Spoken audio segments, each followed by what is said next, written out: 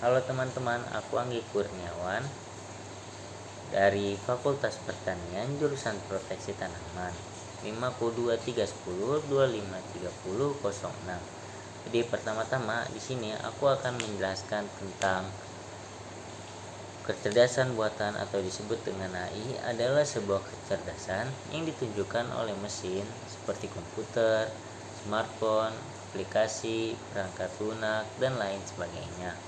Berbeda dengan kecerdasan alami yang ditampilkan manusia atau bahkan hewan. Penerapan teknologi baru dan program baru secara alami memiliki dampak positif dan negatif bagi kehidupan manusia. Adapun dampak positif dan negatif dari penggunaan artificial intelligence terhadap pendidikan. Pertama, aku akan menjawab pertanyaan challenge tentang apa saja dampak positif dan negatif penggunaan AI terhadap pendidikan.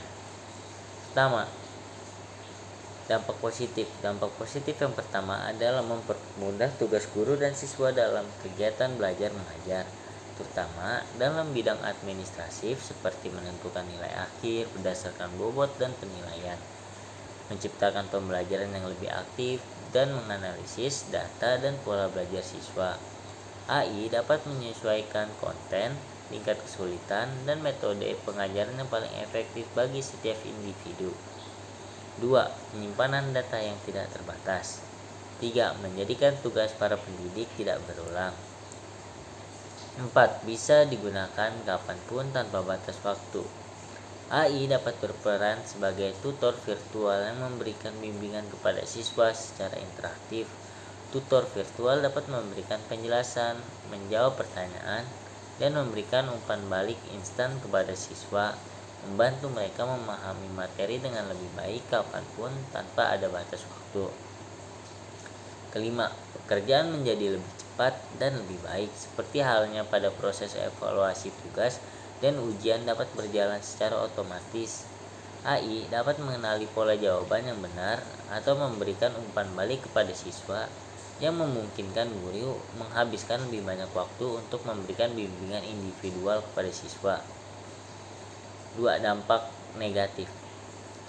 Dampak negatif dari penggunaan AI terhadap pendidikan yang pertama adalah membuat guru dan murid menjadi lebih malas.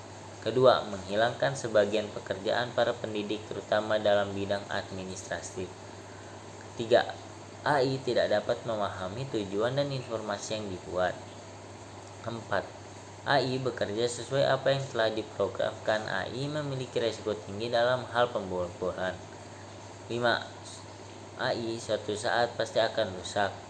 Menurut saya, perkembangan AI dalam bidang pendidikan dapat memberikan manfaat yang besar, asalkan diimplementasikan dengan bijaksana sebagai alat untuk meningkatkan pengalaman belajar siswa dan hasil belajar, bukan untuk menggantikan peran guru dan menimbulkan masalah sosial dan ekonomi.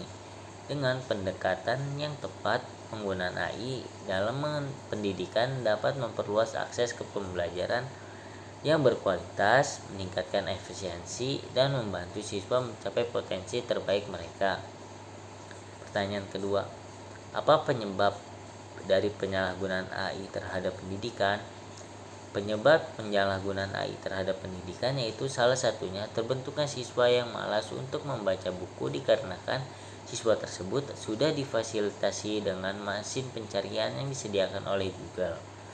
Setiap mesin pencarian akan menerapkan AI untuk mengerucutkan hasil pencarian dan menampilkan yang benar-benar relevan saja. Sehingga siswa sekarang banyak mengandalkan Google untuk membantu menjawab pertanyaan atau soal-soal yang diberikan oleh gurunya tanpa membaca buku, sehingga dapat mengurangi kemampuan kreativitas manusia. 3. Pertanyaan ketiga, bagaimana kita agar terhindar dari dampak negatif penggunaan AI terhadap pendidikan? Menurut saya, agar kita terhindar dari dampak negatif penggunaan AI, maka kita perlu mengenal dulu apa itu AI. Perkembangan teknologi AI adalah hal yang gak bisa dihindarkan dalam menghadapi tantangan di masa depan. Kolaborasi antara manusia dan AI menjadi kunci keberhasilan dengan sikap yang positif, kemauan terus belajar, dan kemampuan beradaptasi. kita dapat memanfaatkan potensi AI dengan bijak dan membangun masa depan yang lebih baik terlebih di dunia pendidikan. Seperti halnya kita bisa menggunakan AI sebagai alat bantu untuk belajar atau personalized learning untuk materi yang belum bisa kita pahami, sehingga AI akan mengumpulkan data aktivitas belajar kita dan kemudian akan memberikan alternatif solusi pembelajaran yang sesuai dengan kebutuhan kita, seperti hal yang diterapkan oleh aplikasi Ruang Guru. Sekian saja, itu saja yang dari saya. Assalamualaikum warahmatullahi wabarakatuh.